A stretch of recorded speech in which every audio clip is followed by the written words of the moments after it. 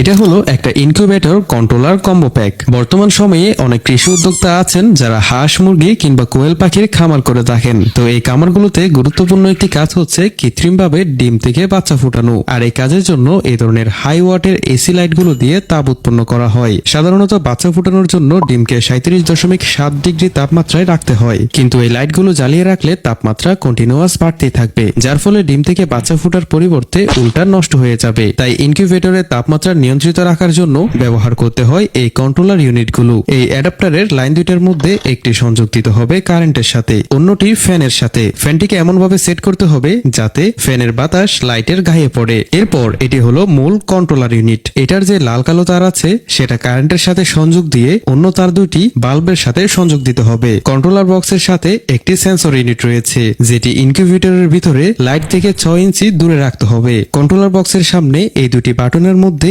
নিচের অ্যারো চিহ্ন যেটি রয়েছে সেটি যদি চেপে ধরে রাখেন তাহলে ডিসপ্লেতে টেম্পারেচার বিলিং করতে থাকবে। এরপর প্রেস করে করে টেম্পারেচার করে দিবেন 37.7। অর্থাৎ ইনকিউবেটরের তাপমাত্রা যদি এর থেকে বেড়ে যায় তাহলে লাইটটি নিভে যাবে। এরপর উপরের অ্যারো চিহ্ন যে বাটনটি রয়েছে সেটিতে চেপে ধরে একইভাবে করে দিবেন 37.4। অর্থাৎ ইনকিউবেটরের তাপমাত্রা যদি 37.4 এর নিচে আসে তাহলে লাইটটি জ্বলে উঠবে। এবং এটা হচ্ছে হাইগ্রোমিটার। এটার যে সেন্সর ইউনিট আছে সেটি ইনকিউবেটরের ভিতরে রাখবেন এবং ডিসপ্লেতে দেখতে পাবেন আর্দ্রতার পরিমাণ। 60% এর নিচে আর্দ্রতা দেখতে পেলে অবশ্যই ভিতরে পানি দিয়ে দিবেন।